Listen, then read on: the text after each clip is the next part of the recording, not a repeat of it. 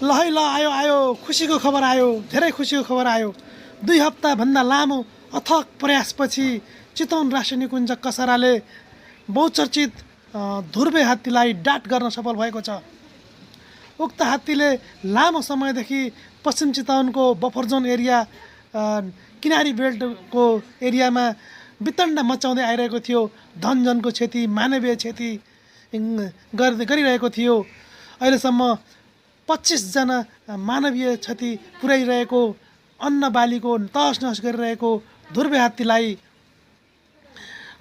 लामो प्रयासपछि डाट गर्न सफल भएकोमा सम्पूर्ण टिमलाई, कसराको टिमलाई हार्दिक हार्दिक धन्यवाद भन्न चाहन्छु।